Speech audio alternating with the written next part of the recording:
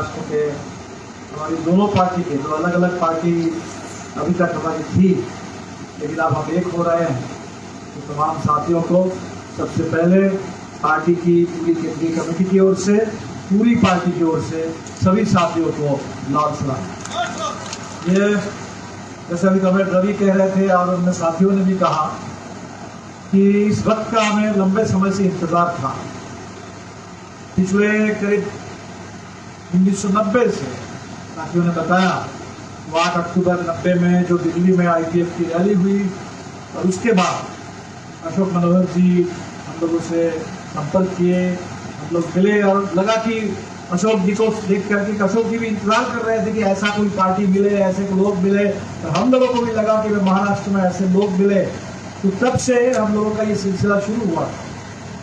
तो तब से इस वक्त का इंतजार था हमारी दोनों पार्टियों में, और आज आखिरकार वो वक्त आया है और बहुत खुशी है तमाम साथियों में। और हमें लगता है कि अब हम लोगों को ये जो संकल्प हमने लिया, जो एकता हमने कायम की, अब इस एकता के अंदर बहुत सारी संभावना है, उसको हमें साकार करना। आज कुछ पत्रकार पूछ रहे थे इस एकता से क्या मिलने की उम्मीद है। हमने कहा कि भाई 2 और 2 जब मिलता है तो किसी को लग सकता है कि 2 और 2 मिलके क्या और होगा, 4 होगा, लेकिन 2 और 2 मिलकर के 22 भी हो जाता है। तो इसीलिए हम लोगों को इस एकता से 2 और 2 से 22 निकालना है।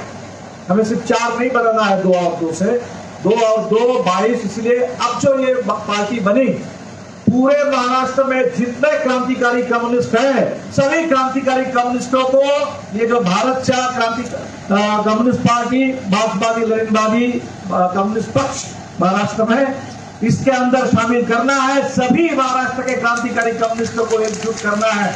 हम लोगों को निकल पड़ना है कि सिर्फ अपने अंदर जो है उन्हीं को समेटना नहीं। बहुत लोग हैं इंतजार कर रहे हैं, इसी तरह से लोग चाहते हैं कि कम्युनिस्ट पार्टी पूरे दमखम के साथ फिर महाराष्ट्र में खड़ी हो, पूरे देश में लाल झंडे के लोग मुकाबला करें। आज ये जो पूरे फांसीवाद आया है उसका मुकाबला ठीक जैसे एक दौर में दुनिया में किया, हिटलर का मुकाबला किया, मुसोलिनी का मुकाबला किया, कम्युनिस्ट सबसे आगे थे उस मुकाबला करते समय, तो आज भी हिंदुस्तान में ये जो फांसीवाद का खतरा आया है, इस खतरे से निपटने में सबसे आगे रहकर के कम्युनिस्ट अगुवाई करे, इस लड़ाई को लड़े, जीते। तो हमें लगता है कि इसलिए बहुत उम्मीद के साथ इस हमारी एकता को लोग देख रहे हैं।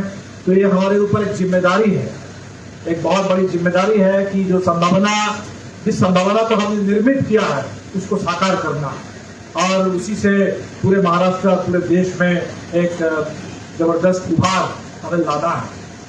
लाल निशान पार्टी की जो विरासत है बहुत ही महत्वपूर्ण, बहुत एक शानदार विरासत है। कम्युनिस्ट मूवमेंट के हर दौर में जितने बड़े बड़े सवाल रहे, उन सवालों को लेकर के लड़ना, कम्युनिस्ट आंदोलन के अंदर लड़ना, ये एक बहुत बड़ी परंपरा है। अब देख लीजिए कि महाराष्ट्र कितना बड़ा गढ़ था कम्युनिस्ट आंदोलन का, आजादी के आंदोलन का। बंगाल भी था, महाराष्ट्र भी था, पंजाब भी था। ये सब बड़े बड़े प्रदेश थे जहां आजादी के आंदोलन बहुत मजबूती के साथ आगे बढ़ रहा था। अब उसी महाराष्ट्र में जहां से 42 का आंदोलन खड़ा हुआ, कांग्रेस का अधिवेशन मुंबई में हो रहा था। कल पुणे में हम चले गए थे आगा खान पैलेस में, जहां गांधी जी को उस समय उस पैलेस को जेल बना करके उनको रखा गया था।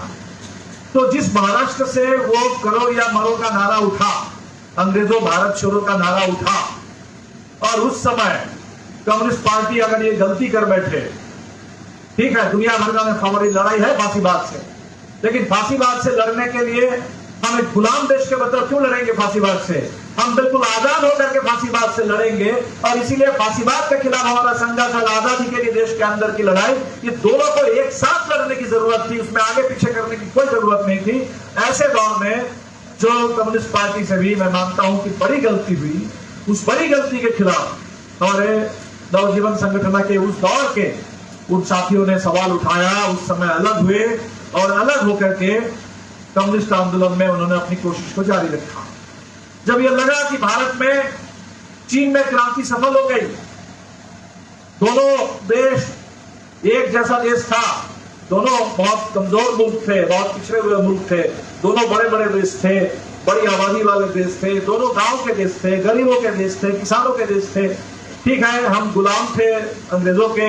चीन उस तरह से कोई सीधा किसी का उपनिवेश नहीं था, वो कहते थे कि आधा उपनिवेश है, लेकिन चीन ने क्रांति कर डाली, क्योंकि किसानों पर उन्होंने ध्यान दिया, गरीबों पर ध्यान दिया, गांव पर ध्यान दिया। और उस दौर में तमाम बहुत सारे लोगों को कम्युनिस्ट आंदोलन के लगा कि हमें भारत के अंदर जो गांव पर, गरीबों पर, सामंतवाद के खिलाफ जो क्रांतिकारी संघर्ष है उसके ऊपर जितना ध्यान देना चाहिए था आजादी के दौर में, शायद हम नहीं दे पाए। और यही तो खोज थी, इसी से ही तो नक्सलवादी आया कि वो तेलंगाना, वो तेलंगाना, उसको फिर से जिंदा करना है। इसी से नक्सलवादी खड़ा हुआ।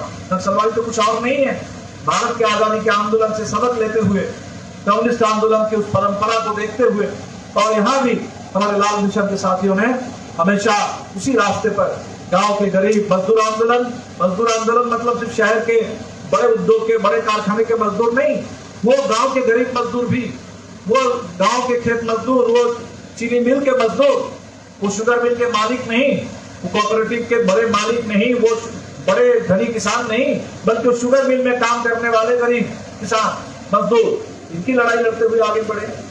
जब ये सवाल आया कि महाराष्ट्र में, अब समझ लीजिए कि महाराष्ट्र से कितनी बड़ी संभावना बनी थी 1930 के दशक में, 1940 के दशक में। बाबा साहब अम्बेडकर पार्टी बनाए हुए थे, independent labour party. Independent labour party और कम्युनिस्ट पार्टी साथ साथ चल रही थी। जो भी जितना आंदोलन की हम बात करते हैं, यहाँ किसानों का बड़ा मोर्चा निकलता है, नासिक से मुंबई तक किसान आदिवासी चलते हैं, वो पूरे कोंकण के इलाके में वैसा कम्युनिस्ट पार्टी और इंडिपेंडेंट लेबर पार्टी के नेतृत्व में ऐसा मोर्चा निकला। वैसे टेक्सटाइल मजदूरों का मोर्चा निकला, वैसी बड़ी बड़ी लड़ाई। और जो भी अभी हम श्रम कानूनों की बात कर रहे हैं कि हमारे ऊपर गुलामी के कोट थोपे जा रहे हैं, हिंदुस्तान में मजदूरों के जितने कानूनी अधिकार मिले हैं, उसकी भी शुरुआत उसी महाराष्ट्र से, उसी बाबा साहब अम्बेडकर और कम्युनिस्टों की उस एकता से। उसी दौर में सारे बहुत कानून बनने लगे थे, मजदूरों के लिए हड़ताल करने का अधिकार, मजदूरी मांगने का अधिकार, समय पर मजदूरी पाने का अधिकार, ट्रेड यूनियन बनाने का अधिकार, हर तरह के अधिकार मिलने लगे थे। वैसी इतनी बड़ी संभावना बन रही थी महाराष्ट्र में, और उसी महाराष्ट्र में कम्युनिस्ट पार्टी से एक गलती और हुई कि बाबा साहब अम्बेडकर के प्रति एक संकीर्ण किस्म का रुख, एक संकीर्णता का रुख आ गया। और उससे जो देश के दलित आंदोलन और कम्युनिस्ट आंदोलन में जो आपस में गलतफहमी, आपस में एक दूसरे के प्रति अविश्वास, एक दूरी बनने लगी, इसने भारत के दलित आंदोलन को भी कमजोर किया, इसने भारत के कम्युनिस्ट आंदोलन को भी कमजोर कर दिया, इसने भारत में फांसीवाद के लिए मजबूत आधार प्रदान कर दिया है। तो इतनी बड़े हमारे महाराष्ट्र के अंदर ये हुई। लेकिन हमने सुना, अभी बात हो रही थी लाल निशान के साथियों के साथ, कि उस दौर में भी जिस समय कम्युनिस्ट पार्टी बड़ी गलती कर रही थी बाबा साहब अम्बेडकर के प्रति संकीर्ण रुख अख्तियार करते हुए, उस समय भी कम्युनिस्टों के अंदर से बाबा साहब के प्रति पूरे सम्मान के साथ, एकता के साथ जिन्होंने हाथ बढ़ाया, हमारे लाल निशान के उस दौर के साथी थे जिन लोगों ने वो किया। ये विरासत है। सिर्फ कुछ किसान आंदोलन और मजदूर आंदोलन कुछ इलाके का विरासत नहीं है। कम्युनिस्ट आंदोलन के अंदर बड़ी बड़ी वैचारिक भटकाव, बड़ी बड़ी गलती, कार्यनीतिक गलती, उन गलतियों को पकड़ने और उन गलतियों के खिलाफ लड़ने, उसकी भी विरासत है। और भाजपा वाले भी यही है। कम्युनिस्ट आंदोलन के अंदर इस समय लगा कि कम्युनिस्ट आंदोलन आजादी के बाद एक सुधारवाद के दलदल में फंस रहा है। सुधारवाद के दलदल में बस संसद के अंदर चक्कर लगाने में, उसी में फंस रहा है। तो फिर से क्रांति को जिंदा करना है, क्रांति को एजेंडा बनाना है इस देश के अंदर। कम्युनिस्ट पार्टी का काम इस देश के अंदर गरीबों का राज लाना है। इस बात को शिद्दत से नक्सलवादी ने महसूस किया और उसी आधार पर इस देश में भाजपा वाले नई कम्युनिस्ट पार्टी का निर्माण हुआ। और आज ये दोनों विरासत हमारे साथियों ने कहा, ये जो मिलन है सिर्फ दो संगठन का नहीं, दो इलाके में, अलग अलग इलाके में काम कर रहे कुछ साथियों का नहीं, भारत के कम्युनिस्ट आंदोलन के अंदर जो विचार यात्रा रही है, जो बहसें रही है, उसमें सही रास्ते पर चलने वाले लोग, क्रांतिकारी ऊर्जा के साथ, जोश के साथ चलने वाले लोग, वैसे दो जो संकल्प है उसका मिलन हो रहा है। और इसीलिए मैं समझता हूं इसमें बहुत बहुत बड़ी संभावना है। संभावना सिर्फ हम लोग नहीं देख रहे हैं, आप समझ लीजिए कि महाराष्ट्र में क्या कितना बड़ा खेल हो गया। 2014 के बाद जब मोदी जी आए, मोदी सरकार बनी, हिंदुस्तान में फांसीवाद का धमक सबको सुनाई पड़ने लगा, तो महाराष्ट्र में वो काम हो गया जो शिवसेना और बीजेपी की सबसे पुरानी मित्रता थी। दोनों लगभग एक ही विचारधारा वाले पार्टी है, लेकिन आज जो हम लोग कह रहे हैं कि भाई देश में बुलडोजर चल रहा है, गुजरात मॉडल का, अदानी अंबानी का बुलडोजर चल रहा है, तो इस महाराष्ट्र के अंदर भी वो बुलडोजर ने ऐसा किया कि वो शिवसेना अलग हो गया था एनडीए से। शिवसेना एनडीए से अलग हुआ जो कोई सोच नहीं सकते थे। ये भी एक समझ लीजिए कि देश में जो राजनीति होती है, वर्ग राजनीति, वो सिर्फ किसानों और गरीबों में नहीं, जो देश का शासक वर्ग है उसके ऊपर भी असर पड़ता है। ये जो पूरे देश में जिस तरीके से गुजरात का बुलडोजर चलने लगा, उसने भारत के शासक वर्ग के अंदर उसकी भी जो एकता थी, उसके अंदर की भी जो संरचना है, उस पर भी प्रहार किया, असर डाला। शिवसेना अलग हो गई, शिवसेना अलग हो गई। हमारे बिहार में नीतीश कुमार से भी अलग हो गए। अगर ये लोग वाकई अलग रहते तो क्या दोबारा मोदी सरकार आती? दोबारा मोदी सरकार आ जाती 2024 में? नहीं आ सकती थी। और इसीलिए कितना बड़ा खेल खेला गया। शिवसेना इधर आ गया था, भारत की बड़ी पूंजी ने, अदानी अंबानी मोदी शाह ने मिलकर के उसको फिर से तोड़ दिया। राष्ट्रवादी कांग्रेस पार्टी इधर हम लोग तोड़ रहे थे, इस पार्टी को तोड़ दिया। ये जो पार्टी को तोड़ा जाता है, ये महज 2-4 नेताओं का खेल नहीं होता है। ये 2-4 नेता की वो बहुत मौका परस्त है, उनको कुर्सी चाहिए, कुर्सी के लिए 2 नेता 4 नेता ने ऐसा कर दिया, इतना छोटा मामला नहीं होता है। ये बहुत बड़ा खेल होता है, बहुत बड़ा खेल होता है कि भारत के इन पूरे फांसीवादी ताकतों को लगा कि अगर महाराष्ट्र में हमारी सरकार नहीं होगी तो गुजरात में अब दिल्ली में सरकार लेकर हम क्या करेंगे। तो हमें हर कीमत पर महाराष्ट्र में सरकार चाहिए, हर कीमत पर इन्होंने महाराष्ट्र में कब्जा किया। फिर भी महाराष्ट्र लड़ गया, फिर भी इसी महाराष्ट्र में लोकसभा का चुनाव आया और लगातार हमने देखा कि पूरे महाराष्ट्र के बड़े हिस्से में इंडिया गठबंधन की जीत हुई। बहुत कोई मजबूत गठबंधन हमारा नहीं था, बहुत मजबूत गठबंधन नहीं था, बहुत पार्टी सभी लोग बहुत जोश खरोश से लड़ रहे थे, ऐसी बात नहीं थी। लेकिन फिर भी मुंबई शहर हो, महाराष्ट्र का हर कोने में आपने देखा कि यहाँ इंडिया गठबंधन, यूपी में महाराष्ट्र में दोनों, तो 2024 के चुनाव में और क्या था, यूपी और महाराष्ट्र 2 स्टेट में इंडिया गठबंधन ने ऐसा धमाकेदार प्रदर्शन किया और ये दोनों जगह से तय हो गया कि मोदी को बहुमत नहीं मिलेगा। वैसा बिहार में भी हो सकता था, अगर नीतीश कुमार जी को तोड़ के वो जो ले गए अपने साथ, फिर से हाईजैक करके नहीं ले जा पाते, तो वैसा बिहार में भी होता। जो महाराष्ट्र में हुआ, जो उत्तर प्रदेश में हुआ, उससे ज्यादा ही कुछ बिहार में होता, कब नहीं होता। और अगर ये 3 राज्य एक साथ हो जाता तो मोदी तीसरे बार के लिए प्रधानमंत्री नहीं बन सकते। लेकिन आप देख लीजिए, प्रधानमंत्री बन गए और बनने के बाद क्या खेल खेला। महाराष्ट्र के लोकसभा निर्वाचन का जो पूरा चुनाव का रिजल्ट था, पूरी तरह से पलट किया विधानसभा में आकर के। पता नहीं क्या क्या खेल हुआ, क्या हेराफेरी हुई। तो ये जो पूरे सत्ता ऊपर से भी, ये भी बड़ संघर्ष है, ये भी सत्ता में बहुत चैन नहीं है, वो बेचैन है। इसीलिए हमें लगता है कि जो सत्ता महाराष्ट्र के लिए बहुत मजबूत है, सत्ता का खेल। और अगर आप विचार की बात करें तो पूरे आज जिस हिंदुत्ववादी फांसीवाद है, उसका तो पूरे जन्मस्थल ही है महाराष्ट्र। सावरकर से लेकर आपके जिन्होंने किताब लिख डाली थी हिंदुत्व नाम से, और ठीक है, एक जमाने में थे, शुरुआती दिनों में देश के आजादी के लिए लड़ने वाले थे, एक जमाने में थे। लेकिन किसी का कोई मूल्यांकन करेंगे तो बस 10 साल और 5 साल के आधार पर नहीं करेंगे, पूरी जिंदगी के आधार पर करेंगे। और तब उसके बाद तो आरएसएस आ गया। तो ये महाराष्ट्र, अगर इधर गोलवलकर का महाराष्ट्र है, तो ये महाराष्ट्र अम्बेडकर का है। और ये महाराष्ट्र में वो लड़ाई, आप नागपुर चले जाइए, हमारे साथियों ने बिल्कुल सही कहा कि वो अड्डा है आरएसएस का, और वहीं पर दीक्षा भूमि भी है। और बाबा साहब अम्बेडकर अपनी जिंदगी, पूरी जिंदगी लड़ते रहे, अंतिम दम तक लड़ते रहे, अपने तरीके से लड़ते रहे, अपने तरीके से लड़ते रहे।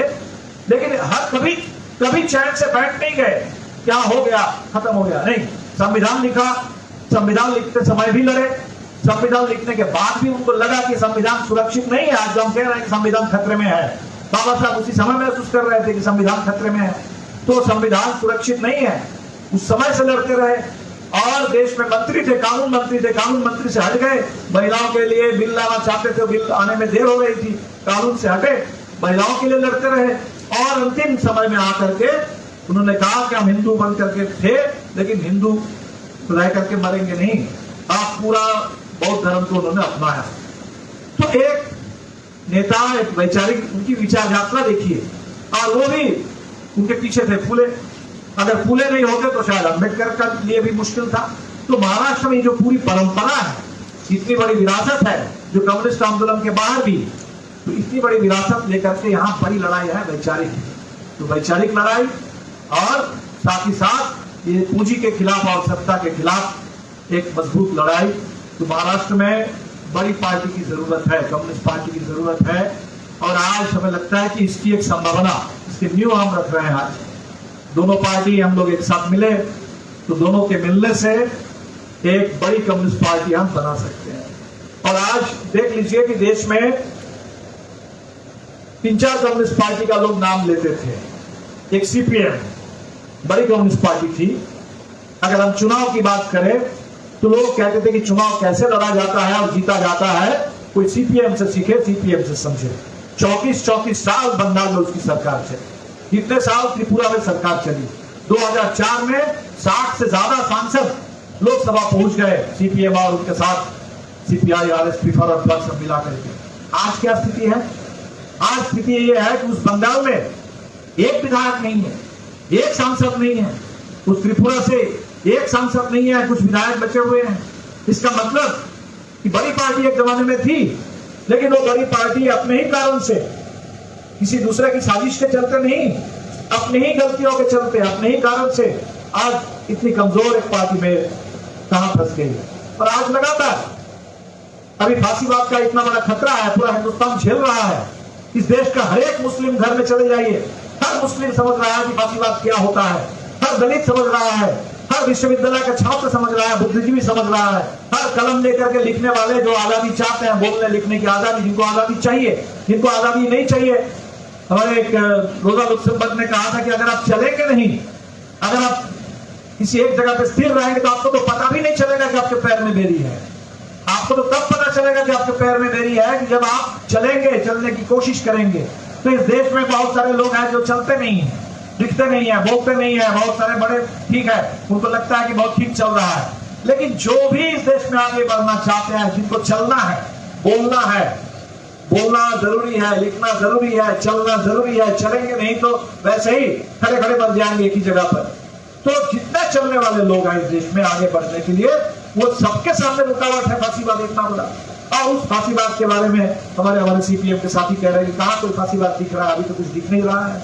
हमारे जेएनयू के साथियों ने बताया कि किस तरह से उनके छात्र संगठन ने वो ऐसा वहां इस तरह संकीर्ण किस्म का रुख अख्तियार किया कि खतरा था कि वहां एबीवीपी वाले जीत जाते, जेएनयू में भी पूरे बीजेपी हावी हो जाती। बड़े मुश्किल से हमारे साथियों ने जेएनयू ने उसको बचाया। तो आज वो सीपीएम अपनी गलतियों के कारण और फांसीवाद के बारे में बिल्कुल उदासीन है, कोई समझ नहीं है वो आज कहां पहुंचे हैं। हमारे माओवादी मित्र थे महाराष्ट्र में भी, हमारे बहुत सारे साथी उस आंदोलन में थे, लेकिन उनको लग गया कि इस देश में बस हथियार बंद संघर्ष करना है, बाकी हथियार बंद संघर्ष करिए, लेकिन जनता नहीं रहेगी तो कहां किनको लेकर करिएगा। तो जन आंदोलन चाहिए, जनता का बीच में काम चाहिए। और आज कितने अफसोस की स्थिति है कि छत्तीसगढ़ में जो घटना घटी, आज वो माओवादी पार्टी खुद कह रही है कि हम चाहते हैं कि शांति वार्ता हो। वो कह रहे हैं कि वार्ता होना चाहिए।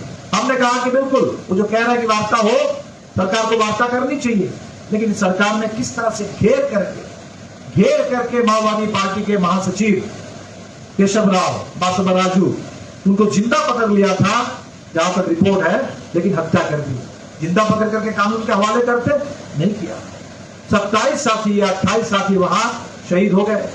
तो उनके सामने भी रास्ता बंद है, उस रास्ते से नहीं चल पाएंगे। और आज इसीलिए हमारी पार्टी एक छोटी पार्टी थी, आज भी बहुत छोटी पार्टी है, कोई बड़ी पार्टी अभी नहीं बन गए हम लोग, लेकिन लगातार उस नक्सलवादी के बाद से उस क्रांतिकारी रास्ते पर लड़ाई के हर मोर्चे को, किसी मोर्चे को छोड़ेंगे नहीं।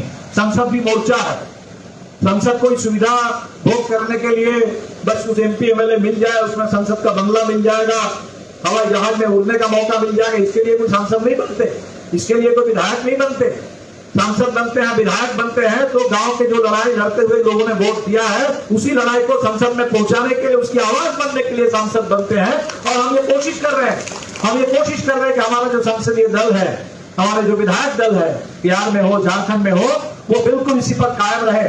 कठिन रास्ता है, आसान नहीं है, संसद में चले जाइए और क्रांतिकारी बने रहिए। बहुत बहुत कठिन काम है, इसके लिए हर रोज कसरत करना पड़ता है, हर रोज मेहनत करना पड़ेगा, वैचारिक और मानसिक और शारीरिक तौर पर, तब जाके कोई क्रांतिकारी बने रह सकते हैं। नहीं तो ये ऐसा इलाका है, ऐसी जगह है, वो आपको आपकी घेरेबंदी करके आपको पूरा रास्ते से भटकाने वाला सब इलाका है, सब गढ़ है उनका। तो हमारी ये कोशिश है कि हम सिर्फ खेत खलिहान की लड़ाई लड़ेंगे, कल कारखानों की लड़ाई लड़ेंगे, लेकिन वो संसद का जो मोर्चा है उसको भी छोड़ेंगे नहीं। और उस मोर्चे में जहां शासक वर्ग हावी है, वहां भी जाकर के हम अपनी बात बोलेंगे, लड़ेंगे और वहां उसको कमजोर करेंगे। तो ये लड़ाई लड़ते हुए पार्टी आज यहाँ पहुंची है। तो पार्टी जो आगे बढ़ रही है, वो उसके पीछे पार्टी की एक तरीके से सही लाइन, सही विचार, उसको लेके चल रहे हैं। तो आज हमें लगता है कि आप लोगों के बीच में ये संभावना बन रही है कि महाराष्ट्र में हम एक ठीक ठाक पार्टी अगर बनाए। तभी लाल निशान भी एक तरह से ट्रेड यूनियन मोर्चे पर काम ज्यादा था, पार्टी मोर्चे पर काम कम था। महाराष्ट्र में जो भाकपा माले है, वो भी लंबे समय से हम लोग एक छोटी टीम बना करके चल रहे थे। अभी हमारे पास कोई राज्य कमेटी नहीं थी। तो आज ये संभव है कि ये जो आज हम कह रहे हैं कि हम दोनों एक हो गए, एक होकर के भारतीय कम्युनिस्ट पक्ष, मार्क्सवादी लेनिनवादी, ये जो अब हमें महाराष्ट्र में एक मजबूत पार्टी बनानी है। तो हमने जो कहा था कि दोनों पार्टी में, जो लाल निशान के पास हमारे एक केंद्रीय कमेटी थी, हमारी पार्टी माले में भी एक लीडिंग टीम थी राज्य में। तो दोनों साथियों ने फैसला किया कि हमारे जो दोनों कमेटी थी, ये केंद्रीय कमेटी लाल निशान की और ये लीडिंग टीम माले की, ये दोनों का भी बिल्कुल एक हो जाए और दोनों एक होकर के तैयारी करें कि अगले 6 महीने के अंदर इसी महाराष्ट्र में हमें जबरदस्त सांगठनिक सम्मेलन करेंगे और उस सम्मेलन से पूरा मजबूत एक कम्युनिस्ट पार्टी यहाँ उसको खड़ा करेंगे, स्थापित करेंगे। तो साथियों ने ये प्रस्ताव दिया है कि हम लोग दोनों पार्टी में, शायद दोनों मिला करके 36 साथी होते हैं, 36 लोगों की एक बॉडी बन जाए जो सम्मेलन की पूरी तैयारी करे और 36 लोगों के बीच में भी एक छोटी टीम बने, स्टीयरिंग कमेटी, उसको रोजमर्रा के पूरे काम को सघन ढंग से करने के लिए उसमें 36 का ही एक तिहाई 12 साथी उसमें रहे और दोनों मिलकर के इसको पूरा करें। तो एक तो हमें लगता है कि ठोस, आज जो हम लोग बात कर रहे हैं कि हम लोग एक हो गए, तो एक होकर के हमें ठोस जो काम करना है कि हमें पूरे महाराष्ट्र में एक बड़ी कम्युनिस्ट पार्टी बननी है। बाकायदा जितने जिलों में हमारा काम है, जिला सम्मेलन करना है, जहां जहां हमारे पार्टी मेंबर होंगे, तो हम चाहते हैं कि हर पार्टी मेंबर, जहां भी 10-15 हमारे पार्टी मेंबर होंगे, वो एक शाखा बनाएं।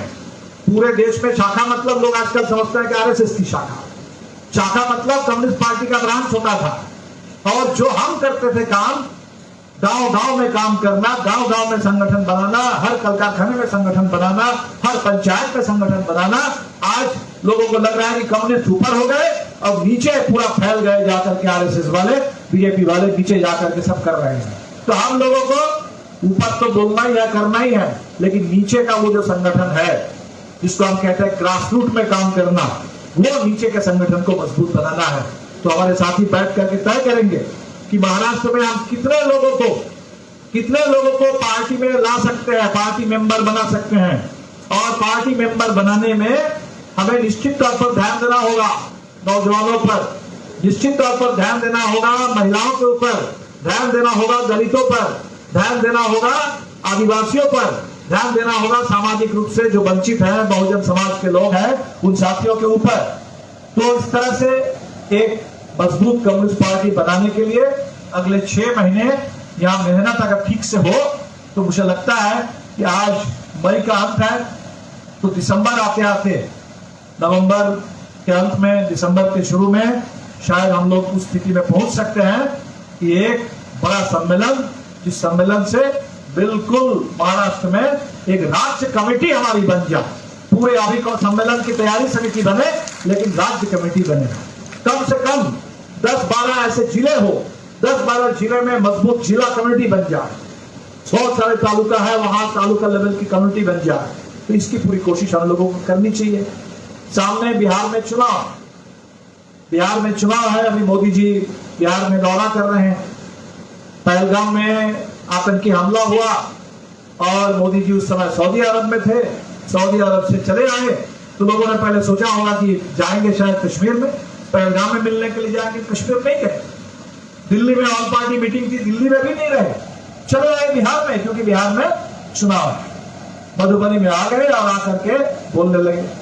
अभी फिर राजाराम जी जहां से सांसद है काराकाट, उसी काराकाट में मोदी की कल सभा थी और वहां के जो जरूरी सवाल है उस पर कोई बात नहीं कर रहे थे, लेकिन जो आजकल फिल्मी डायलॉग देते हैं, शोले फिल्म की तरह मोदी जी डायलॉग दे रहे हैं कि हमारे रंग में सिंदूर है, खून में गरम लहू उसमें सिंदूर हो गया है, रोटी पाकिस्तान के लोगों से कह रहे हैं कि अरे रोटी खाओ, रोटी ठीक से शांति से खाओ, नहीं तो मोदी की गोली तो है ही, गोली खाओ।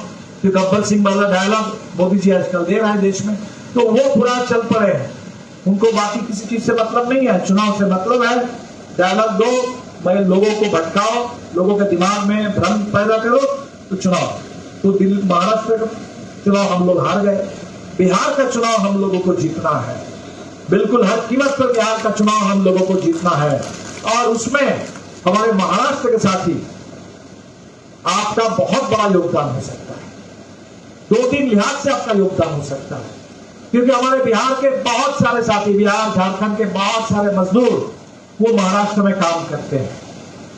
तो उनको महाराष्ट्र में भी छोड़िए मत कि बिहार के मजदूर हैं तो बिहार में जाकर के देख लेंगे, बिहार में माले करेंगे, नहीं। जितने बिहार के मजदूर हैं महाराष्ट्र में काम कर रहे हैं, वो सभी ज्यादा से ज्यादा मजदूरों के बीच में भाकपा माले को महाराष्ट्र के अंदर पहुंचना है। उन मजदूरों के बीच में, उन मजदूरों के बीच में पहुंचिए और उन मजदूरों की पीड़ा, वो पीड़ित मजदूर है। कोविड आया था तो लोगों ने देखा ये जो प्रवासी मजदूर होते हैं उनकी क्या पीड़ा होती है। कोई घर नहीं है, यहाँ से पैदल पटना गए, सूरत से मुंबई से पैदल गए, और पैदल भी जब गए थे तो वहां नीतीश कुमार जी उनके लिए दरवाजा खोल के नहीं रखा था, दरवाजा बंद कर दिया था कि नहीं आने देंगे, कोविड फैलाने के लिए आ रहा है। बताइए, बिहार के मजदूर अपना घर लौटना चाहता है और ये कह रहा है कि कोविड फैलाने के लिए आ रहे हैं। तो उस समय हमारी पार्टी ने पूरे बिहार के अंदर और पूरे देश में हमने उन मजदूरों के लिए काम किया, उन मजदूरों की हर संभव मदद करने की कोशिश की। मुझे बिल्कुल पता है, भरोसा भी है कि हमारे महाराष्ट्र में जो भी साथी हैं वो बिहार के जो मजदूर हैं, झारखंड के जो मजदूर हैं, जो पीड़ित है, जो लड़ रहे हैं, वहां उनके पक्ष में महाराष्ट्र की पार्टी भी मजबूती से खड़ी रहेगी। और इसीलिए उन मजदूरों के बीच में उनके सवालों को लेके भी जाइए, राजनीतिक सवाल को भी लेके जाइए, उनको तैयार कीजिए कि भाई आपको यहाँ भी लाल झंडा करना है और वहां भी बिहार के चुनाव में भी लाल झंडा फहराने का काम आपको करना है। ये मजदूरों में संदेश लेकर के जाइए। और महाराष्ट्र मजबूत है, बाकी तो सब हम लोग राष्ट्र की बात करते, तो महाराष्ट्र है, बड़ा है, औद्योगिक इलाका है, आप लोग ठीक से लगेंगे, सबसे चंदा करेंगे, तो बिहार के चुनाव लड़ने के लिए जो चंदा चाहिए, पैसा चाहिए, बिहार में भी हम लोग घर घर जाएंगे, कूपन मांगेंगे, लेकिन महाराष्ट्र से भी आप लोग अगर करेंगे तो हमें लगता है कि बहुत बड़ा योगदान, आर्थिक योगदान भी महाराष्ट्र की ओर से बिहार के चुनाव में हो सकता है। तो ये काम हमारे सामने है, ये युद्ध है, ये बिल्कुल युद्ध है। क्योंकि अगर इस देश में ये मोदी सरकार रह गई लंबे समय तक, तो सच में लंबे समय तक अगर रह गई तो संविधान बचेगा नहीं, कुछ नहीं बचेगा, कोई लोकतंत्र नहीं बचेगा, कोई आजादी जो हम लड़ करके लाए हैं वो आजादी नहीं बचेगी। और आपको दिख रहा है, वो दिख रहा है, कल तक ये अंग्रेज की दलाली कर रहे थे, आज अमेरिका की दलाली कर रहे हैं। आज वो ट्रंप पर बैठ करके तय करते हैं, भारत के लोगों को कह रहे हैं कि घुसपैठी है भारत के लोग, ये यहाँ रोहिंग्या कह करके, बांग्लादेशी कह करके भारत से निकालने में लगे हुए हैं, और वो वहां भारत के लोगों को घुसपैठी कह करके अमेरिका से निकालने में लगे हुए हैं। उनको पूरा हथकड़ी पहना करके, देरी लगा करके हवाई जहाज में भेज रहे हैं गुलाम की तरह, और हमारे मोदी जी चुप रहते हैं। वो ट्रंप वहां बैठ के कह रहे हैं कि टैरिफ इतना होगा, इसमें घटेगा, इसमें बढ़ेगा। भारत की नीति अमेरिका में बैठ के तय हो रही है। वो वहां से कह रहे हैं कि भाई दोनों देश के बीच में अब युद्ध नहीं होगा, हमने तय कर दिया। हमारी सरकार खामोश है। तो उस आजादी का क्या मतलब? अंग्रेजों से लड़ करके जो आजादी हासिल किए, इसलिए तो नहीं किए थे कि अंग्रेजों से आजाद हुए अब जाकर के अमेरिका के गुलाम बन जाए। इसके लिए तो आजाद नहीं बने थे देश में। तो अमेरिका का दबाव है देश में। वो संविधान, उस संविधान का एक एक शब्द खतरे में है। किसान के अधिकार, दलित के अधिकार, मजदूर के अधिकार, वो हमारा आरक्षण, सब कुछ सब खतरे में है। इसीलिए बड़ी लड़ाई है और इस लड़ाई में बिल्कुल हम लोग लड़ सकते हैं और जीत सकते हैं।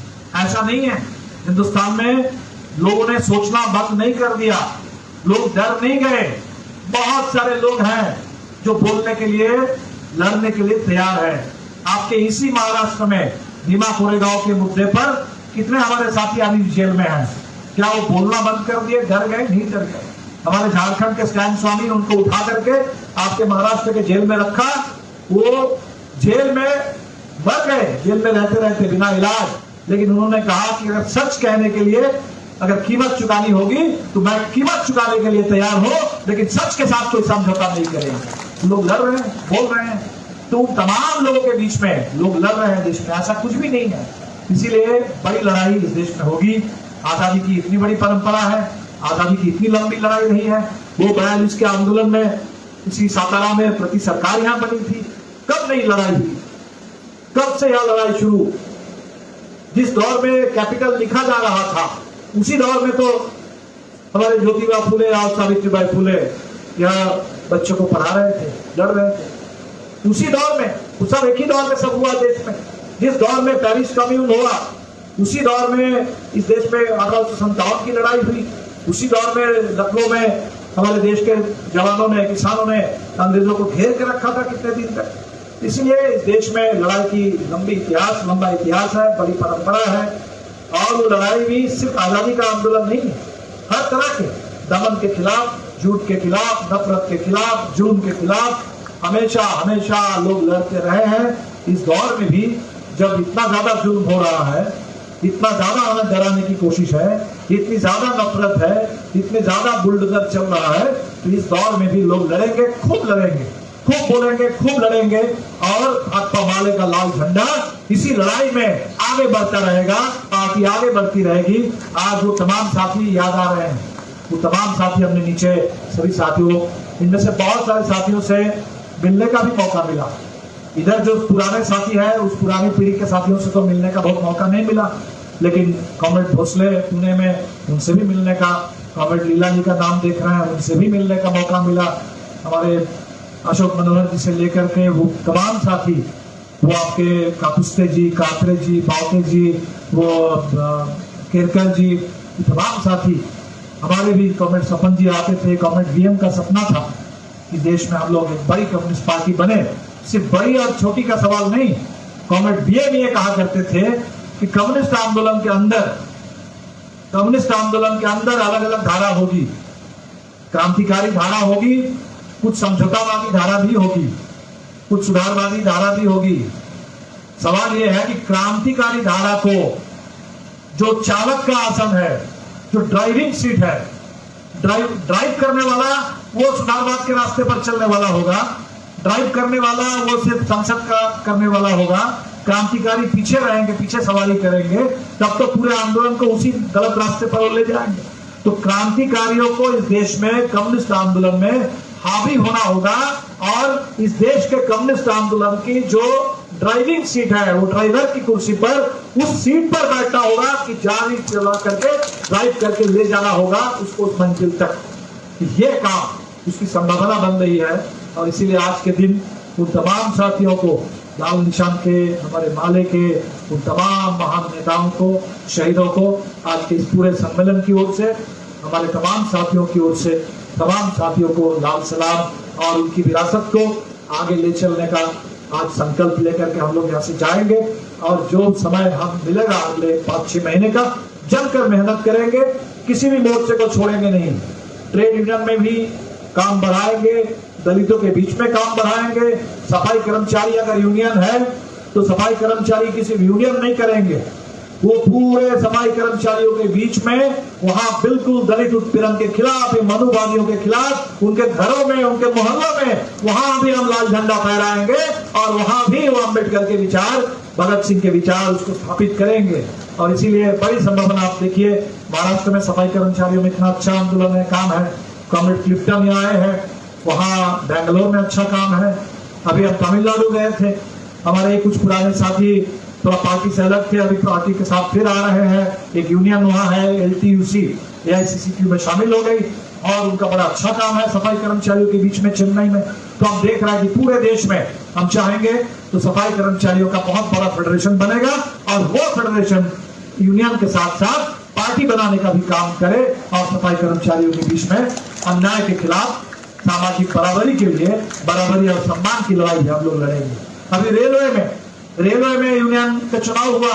रेलवे के चुनाव में हमने देखा बिहार, झारखंड और उत्तर प्रदेश, ये 3 राज्य में हमारे जो यूनियन है IREF, उससे संबंधित यूनियन, ये यूनियन 1 नंबर पर, वहां कोई दूसरा यूनियन नहीं है। 1 नंबर पर लाल झंडे की यूनियन, AICCQ से संबद्ध यूनियन बिहार में, झारखंड में, उत्तर प्रदेश में। महाराष्ट्र में भी हम रेलवे के मजदूरों के बीच में भी काम करेंगे। रेलवे के वो तमाम जो ट्रैक मेंटेन काम करने वाले लोग हैं उनके बीच में काम करेंगे, किसानों में काम करेंगे, छात्र नौजवानों का भी संगठन खड़ा करेंगे। तो काम बहुत है। अभी जितनी बात करनी थी, बात हम लोग काफी कर लिए, अब बस काम और जम के करें, सब लोग मिलके करें। आप साथियों ने आज इतना जबरदस्त यहाँ आयोजन किया, जो पटना में बैठ करके हम लोग तय किए थे कि ऐसा अगर हो एक दिन मई महीने में कभी बैठ करके, हमने तो सोचा था कि शायद 200-300 लोग जमा होके और 200-300 लोग जमा होकर के कुछ बात करके एक सम्मेलन कर लेंगे। लेकिन आप लोगों ने तय किया कि नहीं, 200-300 से बात नहीं बनने वाली, हम लोग श्रीरामपुर में करेंगे और श्रीरामपुर का इस फल को पूरा भर देंगे। आप लोगों ने आज कर दिया है, तो इस पूरे आपके जोश खरोश को, आपके इस क्रांतिकारी जो पूरे संकल्प है, इसको सलाम करते हुए मैं अपनी बात खत्म करता हूँ। तमाम साथियों को फिर एक बार जय भीम, लाल सलाम। धन्यवाद कॉमरेड। अध्यक्षाच्या परवानगीने आपण कार्यक्रमाची अशुभता करत आहोत। जुलाई 9 के बारे में साथियों ने कहा है, हमने दोहराया नहीं। हड़ताल की पूरी तैयारी करनी है और पूरे महाराष्ट्र में यूनियन भी, पार्टी भी, उसमें कोई यूनियन और पार्टी की सीमा नहीं देखना है। मजदूरों के बीच में यूनियन की बात जाए और पूरे राज्य की बात भी जाए उनके बीच में। मोदी सरकार के खिलाफ ये तानाशाही, जिसको शायद क्या बोल रहे थे, हुकुमशाही, हाँ हुकुमशाही, उसके खिलाफ भी बिल्कुल वहां मजदूरों की आवाज, मजदूरों की आजादी की आवाज वहां गूंजे।